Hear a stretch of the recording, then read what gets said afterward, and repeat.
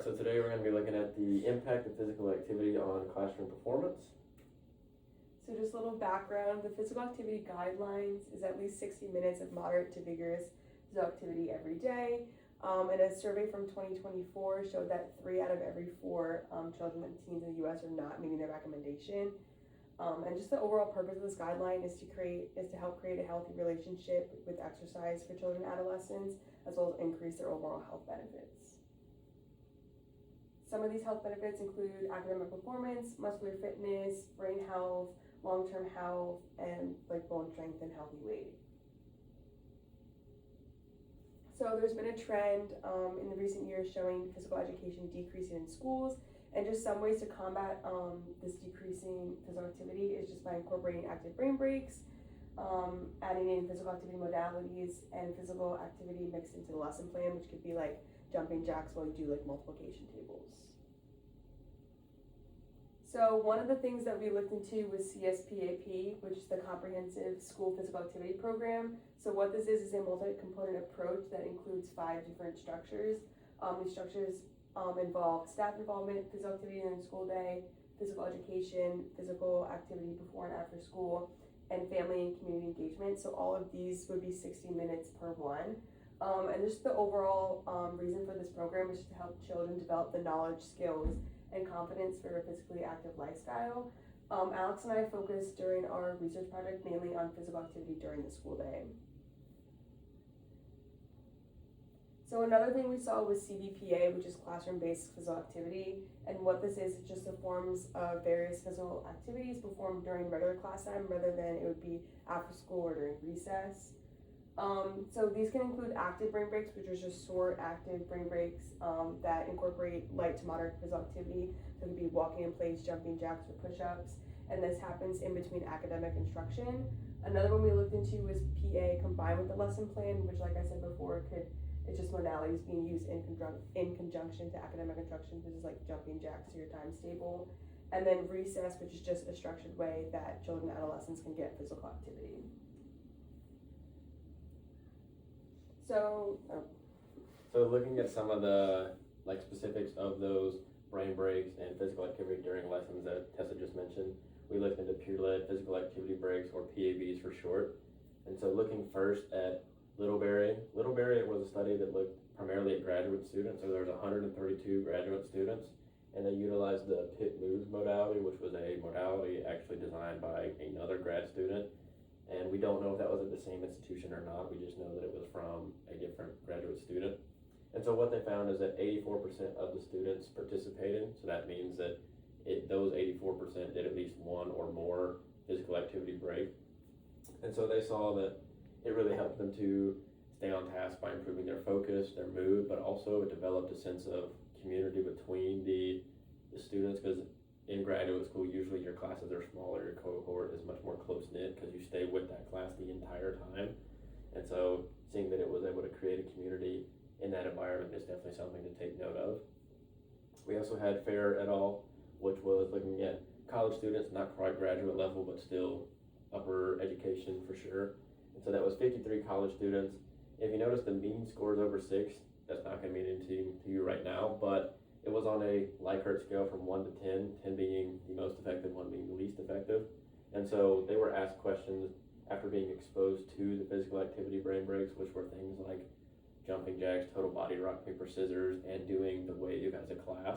And so the questions they were asked were they interested in the brain breaks? Do they feel like it helped them connect more with the professor in the lecture? Were the brain breaks effective in increasing their overall grade?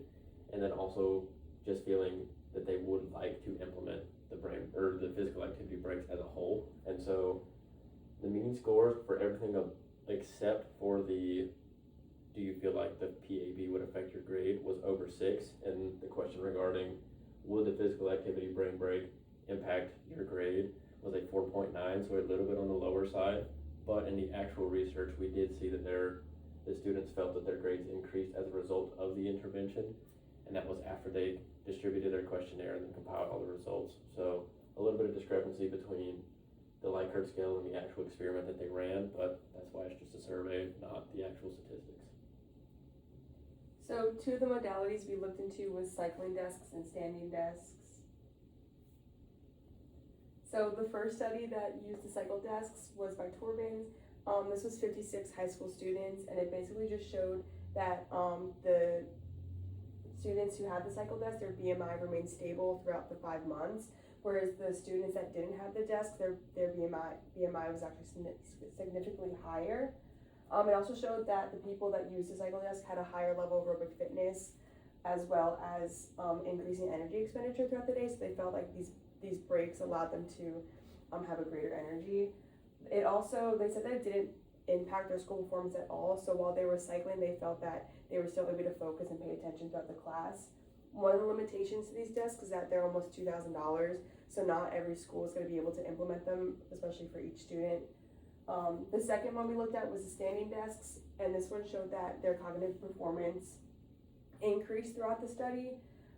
They felt that they had reduced musculoskeletal discomfort, so standing throughout the day instead of sitting the whole day allowed them to be more comfortable.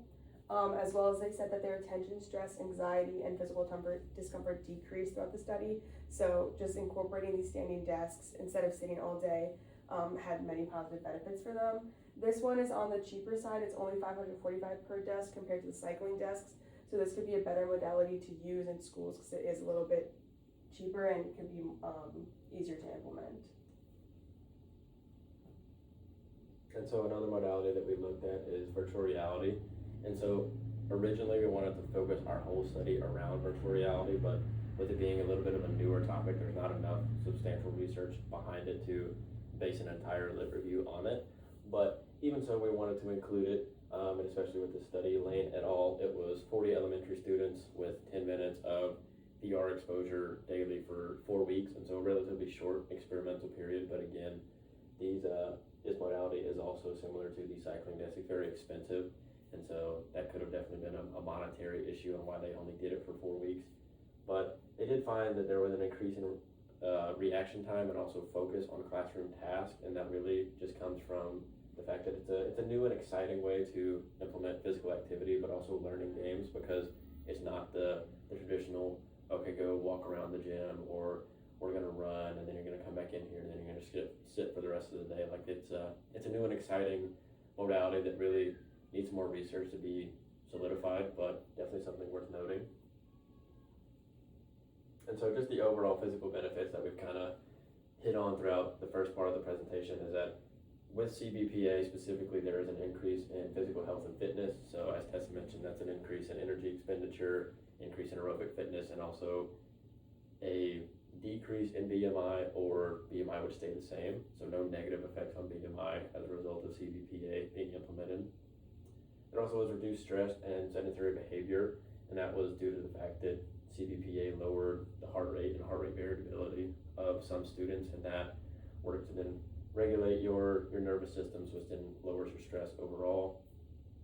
And then also, just as Tessa mentioned, some enhanced comfort and engagement with the cycling desk and standing desk specifically, as it let the children move without taking away from their academics. Brain break. Woo! So we're gonna have everybody do an active brain break. So everybody's gonna stand up. We're gonna go through these brain break exercises of jumping jacks, Frankenstein's, high knees, wall push-ups, air squats, and arm swings. Each exercise is gonna be 30 seconds each. So we'll start the timer, and then everybody will do it for 30 seconds. And then once the brain break is over, everybody will sit back down, and we'll continue with the presentation. And so we would do this, and this would take approximately 3 to 4 minutes to get people to do this. Perfect. You feel like I should run through what I'm gonna say, dude? I mean, it's just, I'm gonna do jumping jacks, and I'm gonna go this once. Just do one thing for each. Yeah, A Frankenstein. and then Frankenstein, bang, high knees. We're just gonna go in place like this, wall push-ups, everybody find the wall, doing a push-up, air squats, and then arm swings. We're just doing this. Alright. And we're not doing them as they're doing it, so that way we could talk after. Yes. Okay, so now that we've had our brain break, hopefully everybody's settled down, not too out of breath. And so let's look at the neural benefit side of things, which is one of our other main categories. And so looking specifically at Drolet, we saw that students that performed HIIE, which is high intensity interval exercise. So it's very similar to the HIIT exercise that we're very familiar with in the major. They had increased word recollection and also increased neural efficiency and episodic memory. And with you et al., again, looking at neuro efficiency, this was actually very interesting because it saw that physical activity can improve executive function, which is something we'll touch on the next slide, because that's the overarching kind of neural benefit of CBPA. But it found that physical activity could improve that because it would dilate the blood vessels and take the blood to the brain. So as we know, whenever you're exercising, the blood goes to the muscles that are being recruited and the blood is taken away from the inactive muscles. And so if you think about it, if you're using your brain, then blood is being directed to your brain and away from non-vital parts of your body while doing that. And so looking at this little graphic that we have here, this was from another study that we reviewed where the Fit Kids intervention was actually a 9-month moderate to vigorous CBPA program. And so that was 20 minutes of treadmill walking a day. And so we see here that the areas of red are high neural activity and the areas of blue are low neural activity. So the intervention group as compared to the control group saw a dramatic increase in neural activity and overall brain function. And so here is the overarching executive function that we really found to be prevalent amongst all of the neural studies. And so just as a whole, CBPA would improve students' executive function, and that's by increasing their neural efficiency, their episodic memory, their word recognition, things like that. And those are all parts of executive function. As we see here on the graphic, working memory, inhibition control, and then some cognitive flexibility things, which are just the general day-to-day, like the planning, the reasoning, the being logical, being able to focus. So those are all definitely paramount in a classroom setting. And so just overall, that increase in executive function might allow students to excel better in classroom-based tasks. Well, looking at the academic side of things, this was our main focus throughout the whole process because we're thinking we can voice it to y'all as exercise science students, but our target audience is really the people that would actually implement this, and that's going to be superintendents and teachers and parents of the children. And so we can talk about heart rate and heart rate variability all we want, but they're not going to care. But as soon as we put something in front of them that's like CBPA increases academics, which then makes their student do better, makes their child do better, and also makes the school look better, then we have their attention. And so looking first at Zask et al., that's 101 primary school students with 10-minute active brain breaks for a period of 6 weeks. And so they were measuring their stuff like their well-being, their cognitive function, and also their mathematic abilities. And they saw an increase in mathematic ability, specifically with multiplication.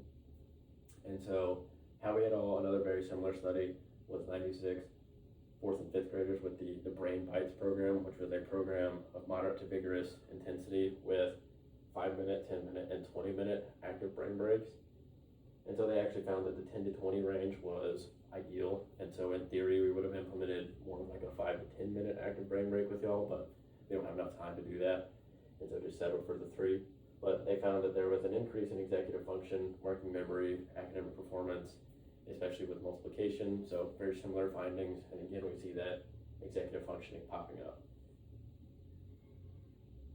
And so just the general consensus of the academic section is that moderate intensity CBPA as a whole seems to increase mathematics, focus, and anxiety reduction. And so with the anxiety part, because we've hit the other two already, there were studies that showed that even students that didn't improve academically as a result of CBPA had reduced anxiety while taking their exams because of being active. And so just another interesting thing to note that CBPA can increase classroom performance in multiple ways. So just some of the things that we need to look for in future research is just the standardization of all of these studies and tests. A lot of them took place in elementary school or high school. There's not much that we really saw in the college level, and this could even take place in the workplace, but we haven't seen anything like that.